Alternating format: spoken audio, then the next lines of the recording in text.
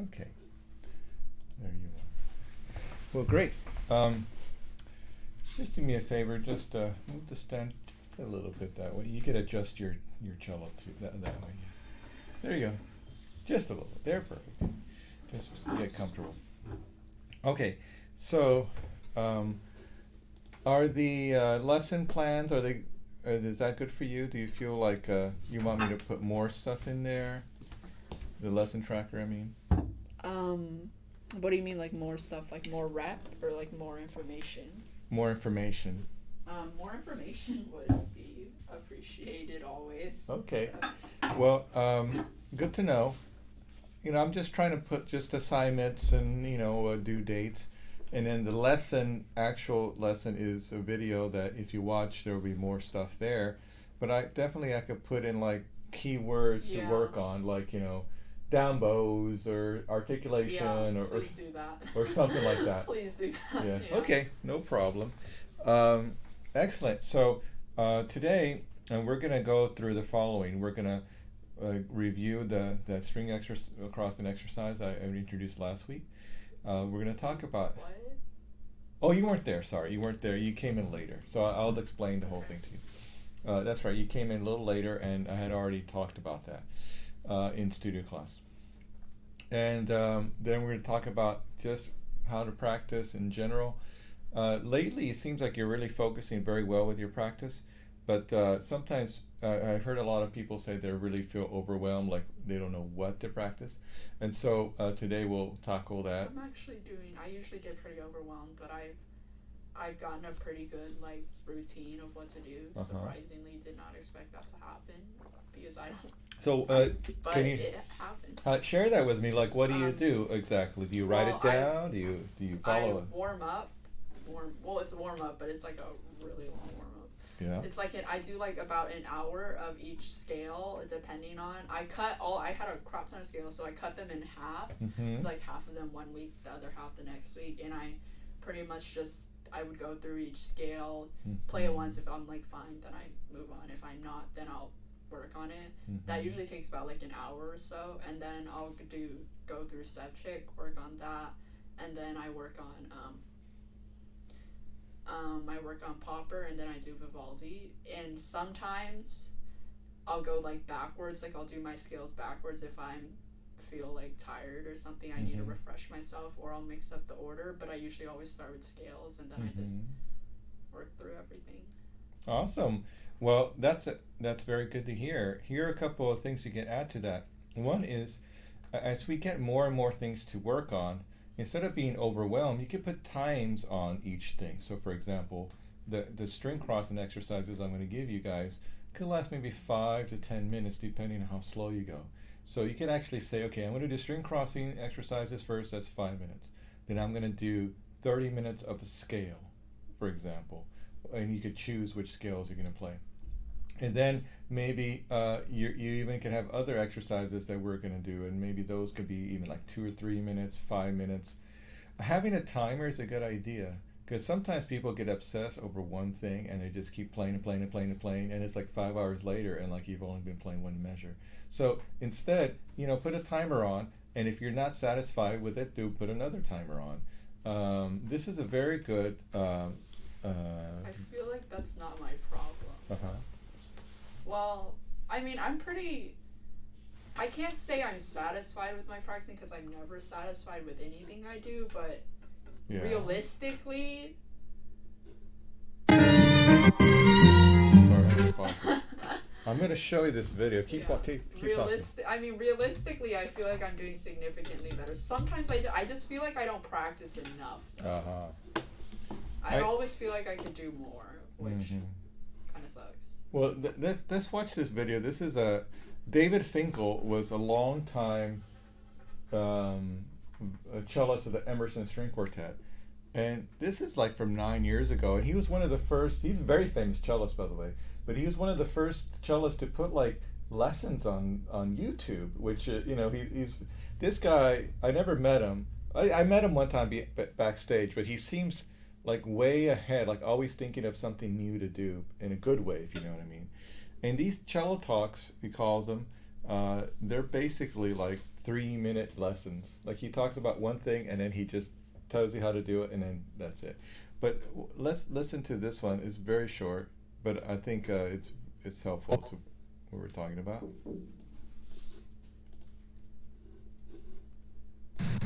Hi. I thought it might be interesting for you to see where I practice and how I make it easy for myself to get work done in very short periods of time. The first thing that's important is find a safe place to put your cello away that you don't have to put it all the way in the case, because that can take a long time to get in and out. And here's what I do. If you follow me right over here, you see my cello's hanging up on this bookshelf, and it's got two little eyelets secure in the wood, and this is speaker wire, and it just goes right through the scroll, and the end pin is actually stuck into the floor, so it's supported very securely here. It's not going to go anywhere. And all I have to do in order to start practicing is just unhook the scroll out of there and take it out, take the bow out with the C string, and I'm ready to go. So let's go over here to where I actually sit. Now the first thing that I have to have, especially because I kind of have a bad back, is I have to have a chair with a good support in the back. This is a special chair that comes all the way from Australia. You can actually adjust the height of the legs and the back and everything. So I have it adjusted for myself so that I'm really comfortable. So when I sit down, I'm very comfortably supported in the back, and I can sit here for quite a long time. Now you'll notice, in terms of light, I have a big window here, but it's not really enough light coming through at all times of the day. So the best kind of light is one that comes right straight down on where your music is. This is just a cheap hardware store shade with a bulb in it. Turns on and off. But when I put a piece of music here, you can see it really, really, really, really well. And what's important, of course, about this thing, it's not just a regular music stand. It's something I made. It's very hardwood. It's very, very stable.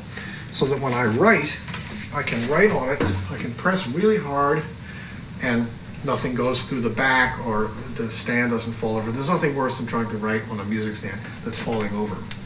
You notice in my hand I have a very, very sharp pencil, and I have a special eraser on the end of it. There's nothing worse than when those little erasers get all dirty and they smudge your music.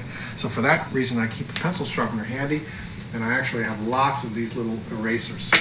Right next to me here I have a practice mute, which I use quite a bit to make the sound softer.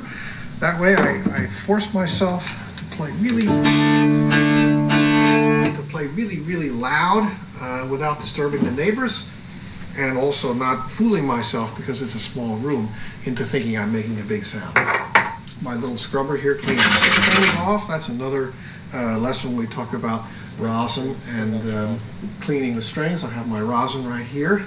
I have my little 4-minute timer clock that I got at Starbucks, which if you press the one button, it gives you 4 minutes, and it makes you do something for 4 whole minutes. Even if it's a simple little passage, you'll get a lot done that way.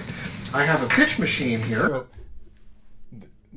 even though the whole thing is like stuff you kind of know, that is the most important thing that I get from this whole thing, this whole video. A timer. So 4-minute timer. Practice that thing. If you don't like what you did, do it again. But the whole point is, we work really well on deadlines, most of us. If you had a paper due tomorrow, guess what you're doing tonight? Writing the paper, right? And you're studying, you're writing it. It's like 5 in the morning, you're still like putting the finishing touches, don't get any sleep, turn in, go back to sleep all day. But this is what college life is about. And honestly, life in a professional world is similar. If like Dr. Pluggy, our director, says, Daniel, I want this report tomorrow, can you do this for us? Okay. I have to do it, And so, anyway, having a timer is like a mini version of this, meaning like I got to do this in 4 minutes. But be realistic. So, for example, work on one shift, work on one arpeggio, work on something that's really simple for you to do, but you could accomplish in 4 minutes. You'll be surprised how fast you could work. Okay, so let's move to talking about these string crossing exercises.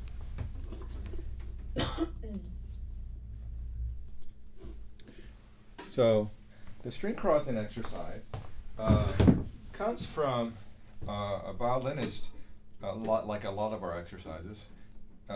This guy named Izai. He was basically alive in the late 1800s and 1900s, and he is a Belgian violinist, but he taught in Paris, and he was a performer. He composed, and he also recorded, even when the recordings were developed towards in his life, and he recorded toward the end of his life. So, in it, let's talk about, I'm going to just give you the whole spiel because you weren't there. We want to learn the curve of the bridge and how we can use that to help us understand how to change strings, how to cross strings with our bow. Oftentimes when we cross strings, we do it like this.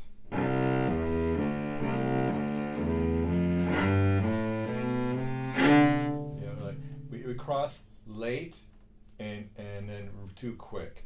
So then we have an accent there that's not necessarily what we want to hear. So now, watch what I do.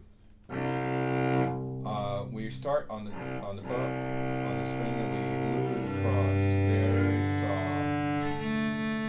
Now, to start this, place your bow on the C string, and I want you to travel to the G string, but don't feel like you have to do it in any order, any time.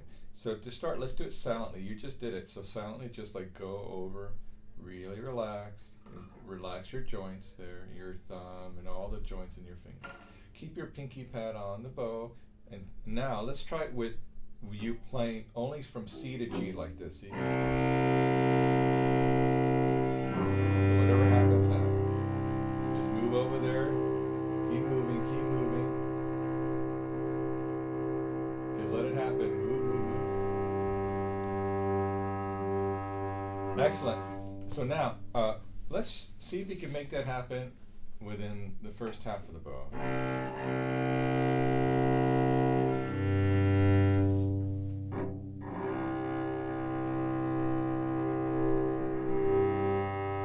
Good. Now let's try from G to D. Good.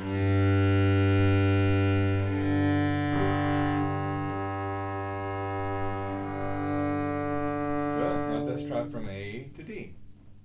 A to D? D-Day. Think about that.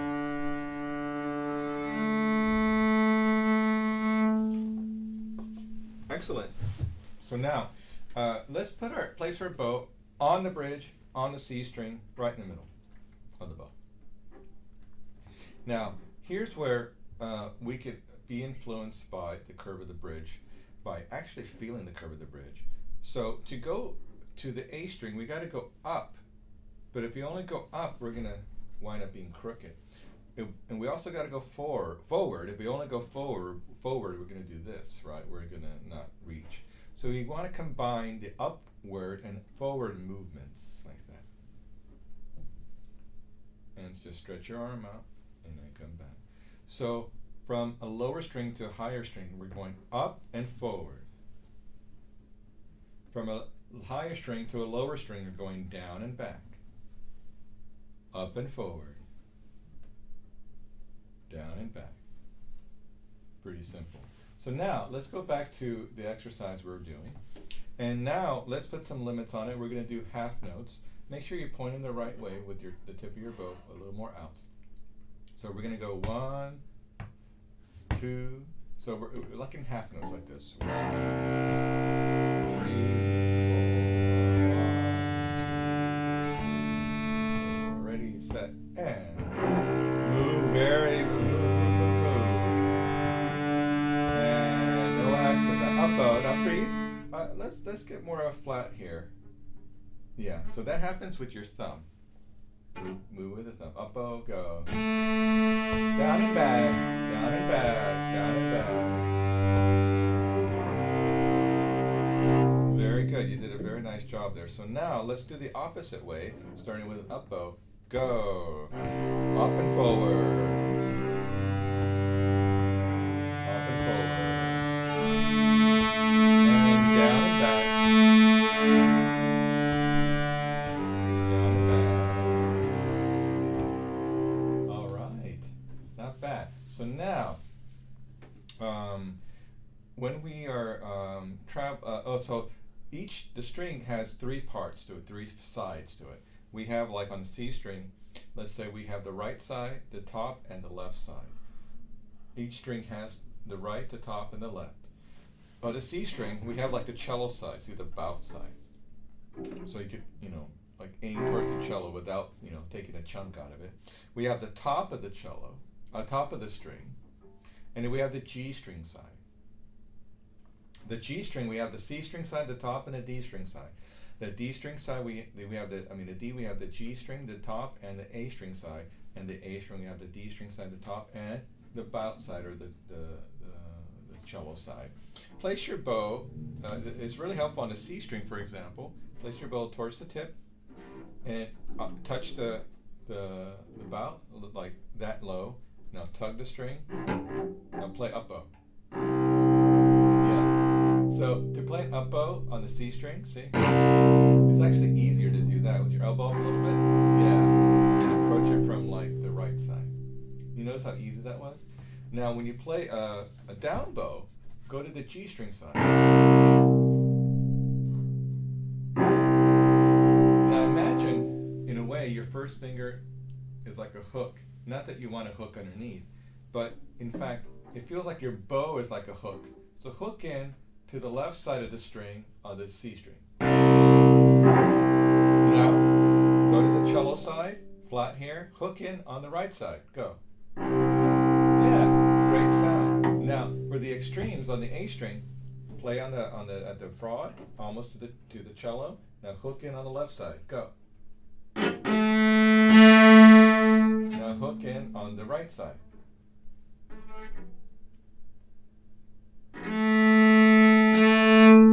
I'm a little higher than you. Sorry.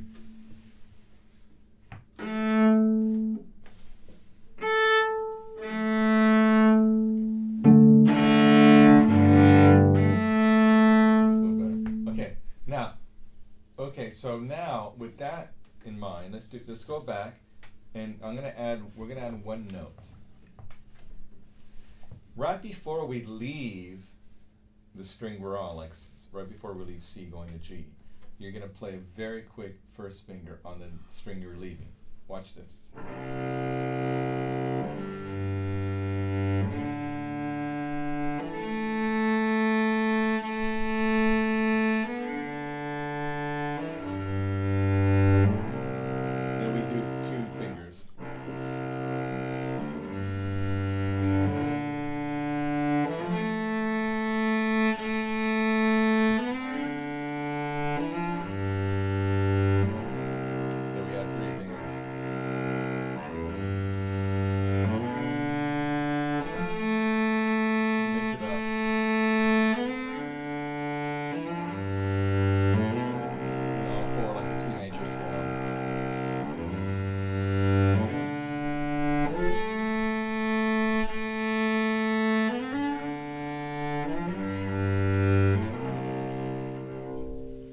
Now the key is to keep this moving and don't disturb the movement. You want to try? 1, 2, just one finger at a time. 1.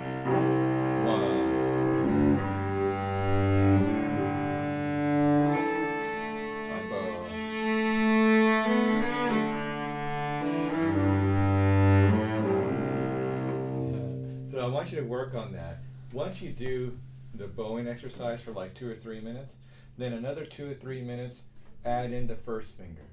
All right? All right, can you play me A major scale? La major. A major or like any major scale or A major? I hate saying that because play A minor scale. Which one? A minor scale. Which one? Yeah, A, La major, La major. Okay.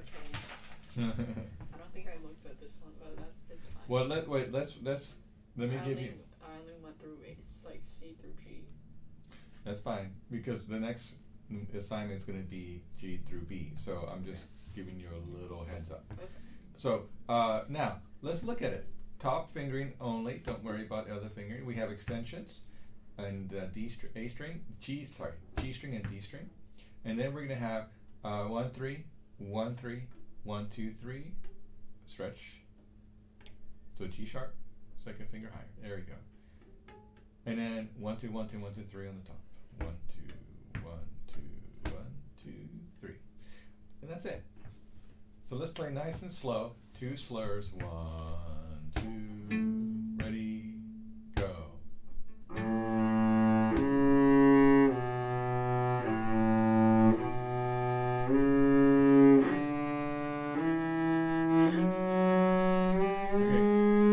Well, so extension on both. Ready? And how about do 2 slurs and slow it down. When you slow it down, make your brain go faster, meaning make your brain read ahead. That way, you know how you drive, you slow down where it's construction and school zones and dangerous areas. So, areas that you could get in an accident. So you slow down so you prevent accidents. And a lot of accidents happen because people are just driving a little too fast in these areas. So, in order to prevent accidents when we're sight reading, go a little slower, but your brain is looking ahead. Okay, you gonna try it? 1, 2, ready, go.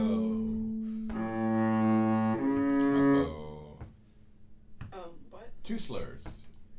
Slow. There we go.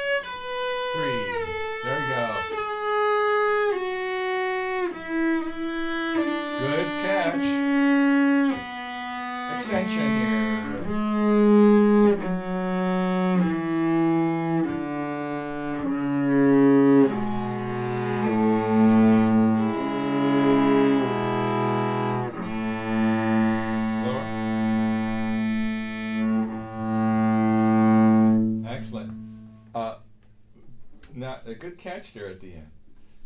You notice that although some of the fingerings are different, we have some similarities. And what is a similarity? You have 2 whole steps and a half step, 3 whole steps and a half step, and it just keeps going back and forth. Now, with what we're doing, we have 3 basic fingering patterns. They're the following. We have 4 fingers, 3 fingers, and thumb positions. The 4 finger patterns are all half steps. Whole step, half step, like this, whole step, half step, whole step, or extension. Once again, all half steps. Whole step, whole step, all extension. This is just 4 fingers. The neck positions. Then we have 3 finger patterns, which are like up here, you know. So we have whole steps, whole step, whole step, all half steps, right? Then we have thumb position patterns, which we have whole step, half step, so 2 whole steps and half step, whole step, half step, half step, 2 whole steps, and then all whole steps. So if you, for example, did thumb position pattern 1 on the D and on the A string, we get a scale. If we mix up 1, 2, and 3, we could get a melodic minor scale. If we go into 2 octaves,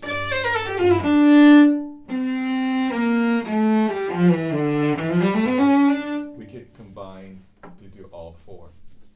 So, if you know those basic patterns, Michelle, you could be a pretty good cellist. There are, and of course, knowing them in every position would just seal your fate as an awesome cellist. To know this is a very good idea.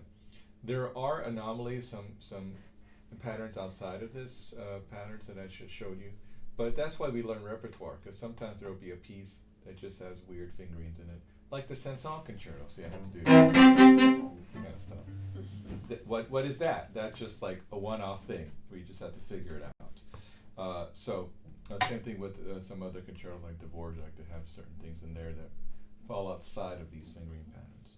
Okay, moving on. Let's next week keep practicing your scales. We're going to go all the way from G to B, melodic and minor, okay? And like before, we're going to do them in class as well as in your lessons. So next week, you already kind of previewed A major, so you have an idea for that. Let's move on to let's play a little bit of your popper, please.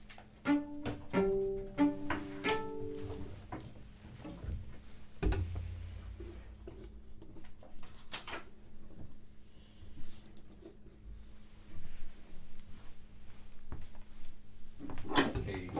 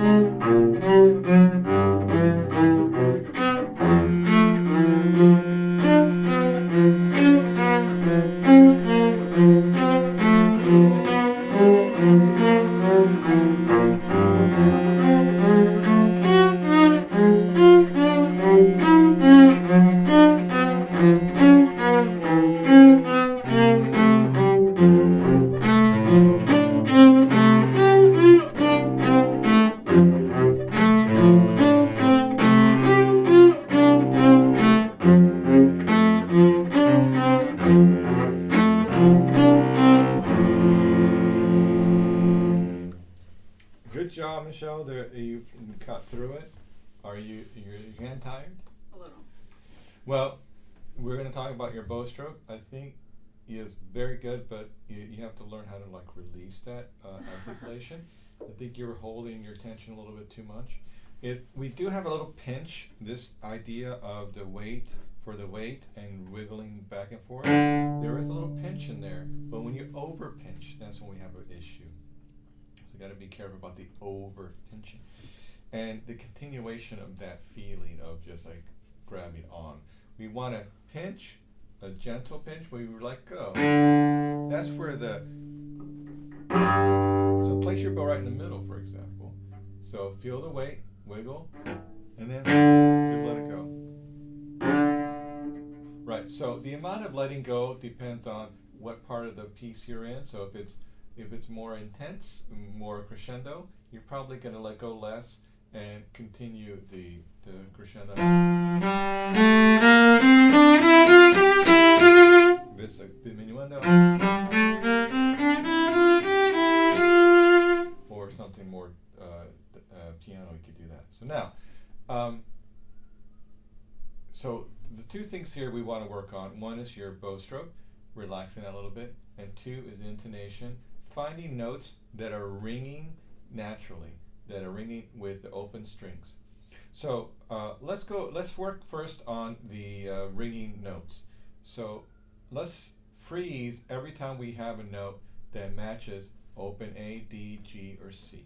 So we have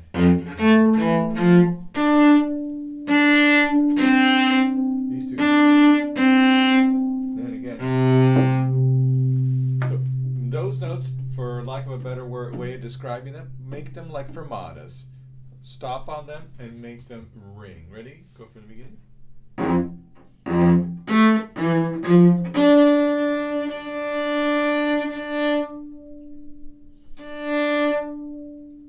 Next one. So I think the first one was a little sharp, and then the second one was too flat.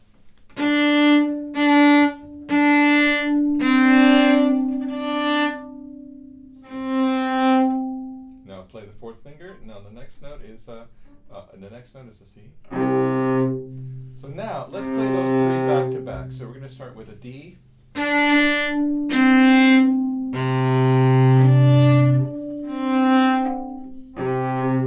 Oh, good. So now start with the fourth finger C, and then let's see what happens next.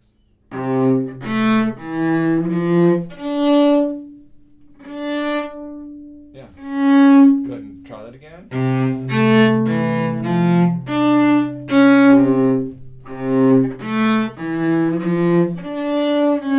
Now I noticed that you lifted. What if you kept your fourth finger down as a point of reference? See?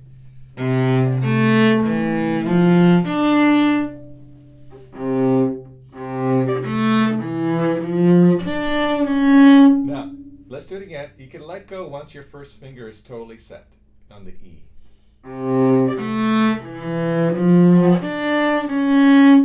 That was so much better in tune. So, maybe we caught on to something here. When you lift your hand off the string, what are the benefits of that? Well, honestly, it'll ring better because you're not holding down any vibration. But it's like being tethered to the space station or not. If you're untethered, you're just going to float in space. It's like, oh, yeah, I didn't want to die like this. Okay, so maybe no one would hear you because sound doesn't travel in space, right, the way you imagine. Anyway, but the point I'm trying to make is if you have a spot here and you're tethered, then you can go to the next spot. You understand? And in your mind, what you're building is a cognitive map. You know, blind people have this. They get to know their surroundings. They understand where everything is. You know, all the steps, and they memorize where everything is. We do too, but we don't depend on this map as much as blind people do.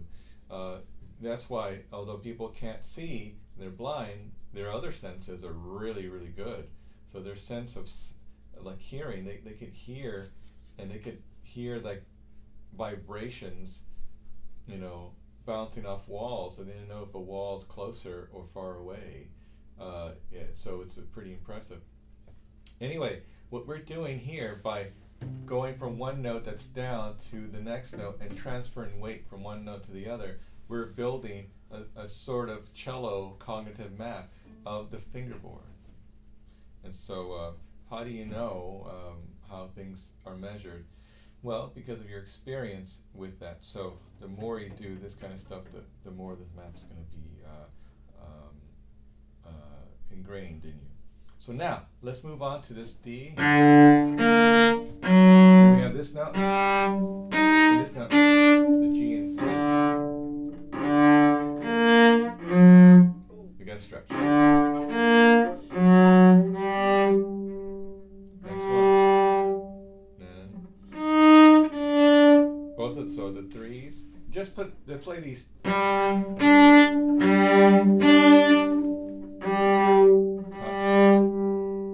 ahead. Okay, you notice I did that? Keep your fingers curved.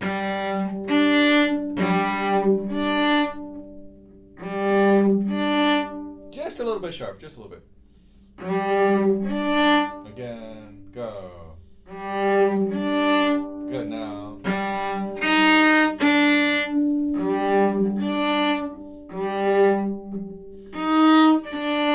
Yes, so now from here.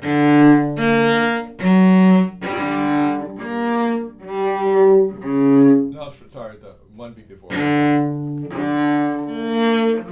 Stretch. A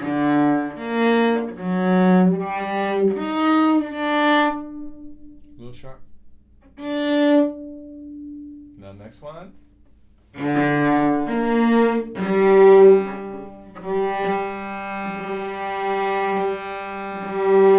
Next one.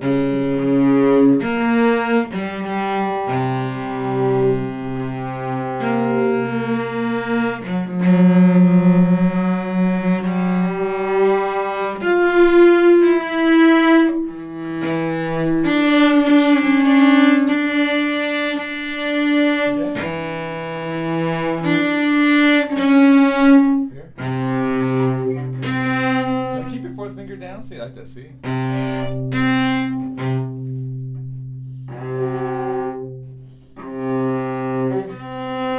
So for there, you have to be on the tip of your pinky like this. See how high my pinky is? And my thumb is flat like this. So My pinky's not that long. well, you can make it longer. You're like, how do I change my body?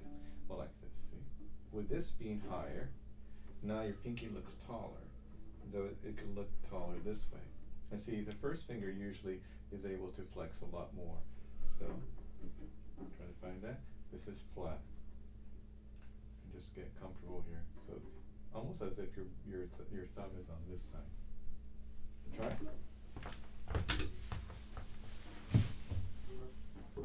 A little higher, so. Second finger.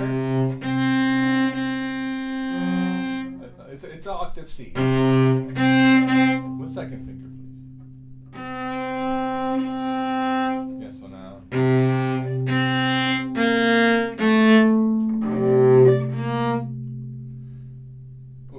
We were playing the notes that you just stopped on. Yeah, that's the note that I just stopped on. Is it not? I think there's a C there. No,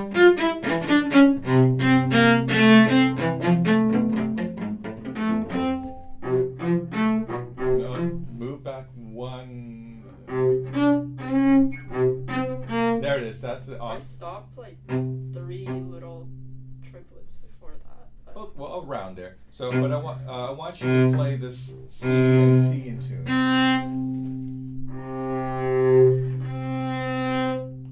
Okay, one more time. Ringing, ringing. Little higher. Good. Now remember, you like to point these out like a little teepee. See if you can keep them flat. So just like this way.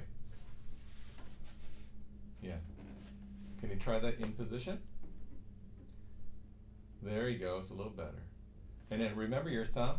If your thumb is too deep this way, then you're gonna make your fingers short. Look how short my fingers are if I put my thumb on this side, and how tall mine are. So you could get your tallest fingers by placing your thumb on the A string side like this, you see?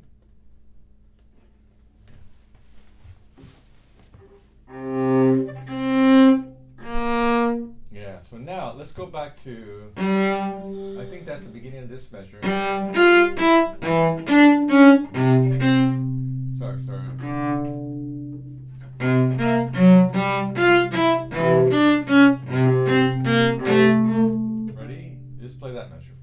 first finger, I think. Yeah.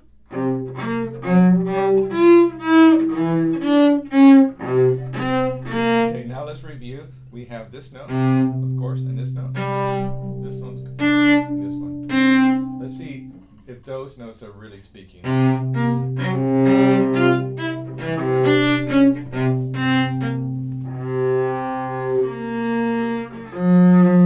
You're stretching too much.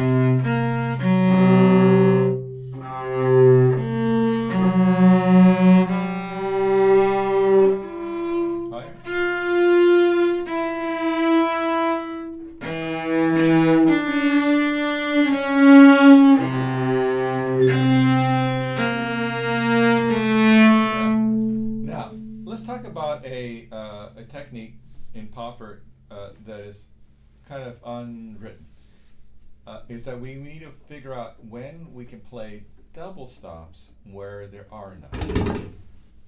What does this mean? It means that we could play, for example, when we have string crossings and they're in the same position right across from each other, we could play a double stop.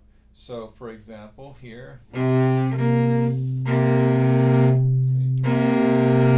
That's a double stop that we could play together. It goes, and then this one. The second beat of that measure, we could play the first finger G with F and E. Then the next measure. Now this one's impossible because it's crossing two strings. Across three strings. Right? But here.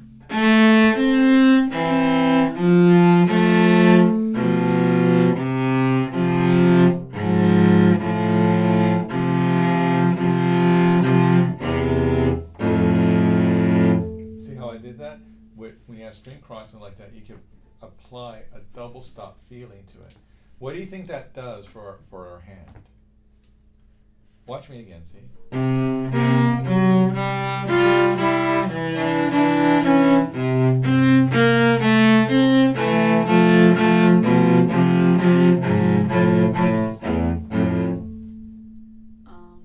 thing that you made me do, like keeping your fingers down or whatever. Yeah, so it builds an awareness of where you are and how it relates to the next thing. What you're doing well is you played all the notes, you understood it, or I know that you understand the intervals and what the notes are, etc. But what you didn't do well is relate one position to the next and how you could stay in tune with ringing tones and how when you cross over, you could tell where you are. So we're going from position to position. One of the things about Popper is he's trying to teach us how we can go from this position to that position to this position and going across. All right. And knowing in that position what all the notes are in that position. For example, here, fourth position, but you also have these fingers. And then, of course, the extensions. Now, he accomplishes this quite in this piece, and then also in Popper, and then the 8 to number 3, without that many extensions. There are a few extensions, but it's not like it's a whole bunch of extensions. So that's another thing he's trying to accomplish, is your ability to understand how to go across all these areas without any extensions. It's really quite fascinating, I think. So a study, an etude, this exercise is there to teach us these things. Now, let's go to your bow stroke. So the articulation and release. So let's play that first note. So we want to concentrate our bow in from the balance point and then pass the middle into the upper middle. So hold your bow from the balance point, like so. So find that balance point. Okay. The other way.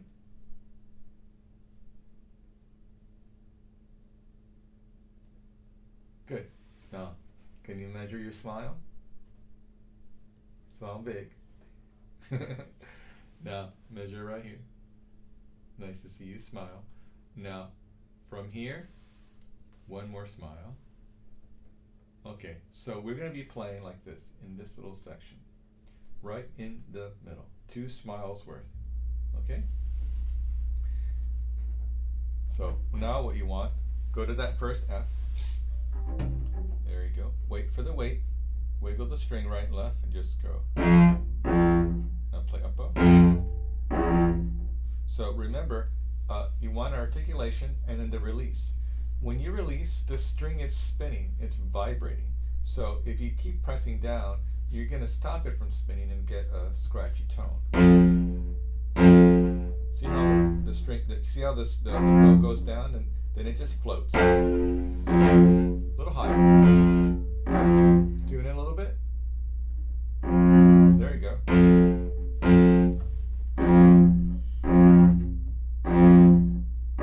Good. You don't have to lift the bow off the string.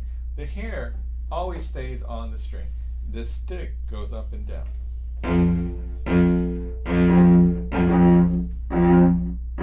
Good.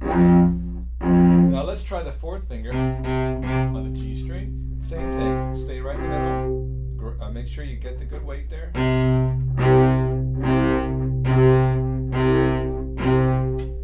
Articulate, release.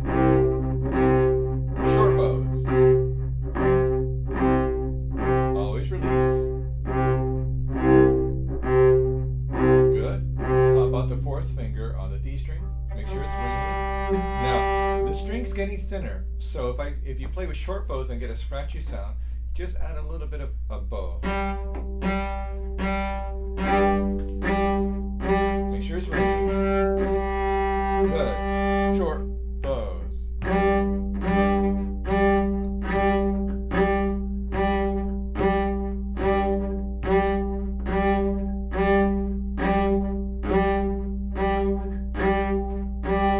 Maybe less pressure. Ready, go. A little short. It's too short. Tune it. There you go. Ready, go. Good. Now A string. If your pinky is getting tired, remember the lifting of our hand and put the weight in there. Hang the weight from your arm. Right in the middle. Short bows, go.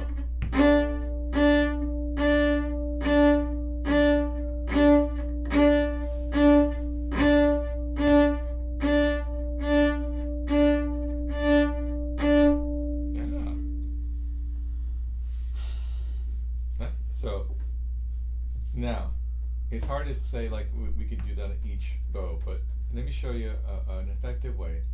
We could practice playing with the left hand very, very slowly, and then with the right hand playing 3 good bow strokes on each note, like this. Can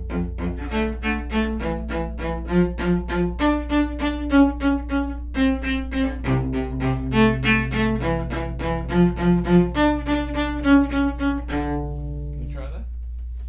And right in the middle of the bow, just like how we just did. 1, 2, 3, and each note gets 3. Short bows.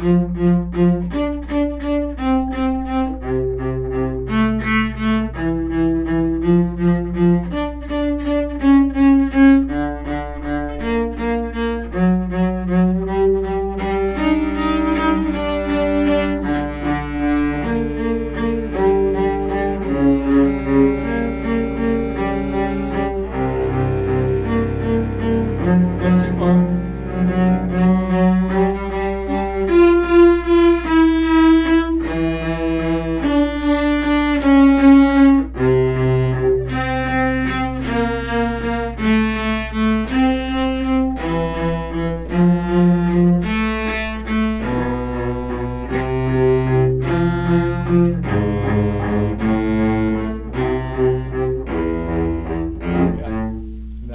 You don't have to do the whole thing right now, but that's how you would do the whole thing. And I like that you did this with your scales. You split things up. So split this piece up into sections and practice it just like we were doing. Now, what other bow strokes can you do? Well, there's one called martelet, which means like a hammer bow stroke. So we have a martelet that's like a short one, and martelet is like a long or grand martelet. So let's do the short one. That one has a more severe accent and release. And when you release, you stop into the string like this.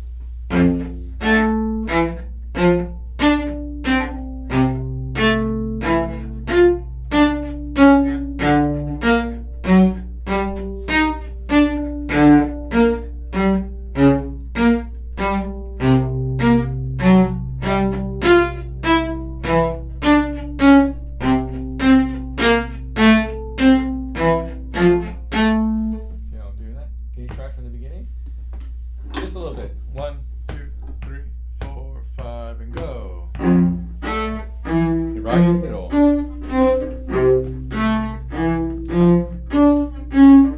Release, pressure, and stop. In. Oops. Not too far. That's too far back. Let that C natural again. 4. B flat. Let's see this.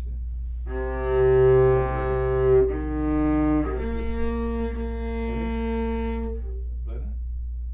Go ahead. Freeze. This is all you need to do. Go ahead. See, it's very close. It's very close. You're like super stretchy. It's like you went all the way back here, practically an F. It's like you don't need all that. Okay. Let me write down some notes and it will be done. Alrighty, here you are. So we're gonna work on, oops, that's not where I want it. It was way down there.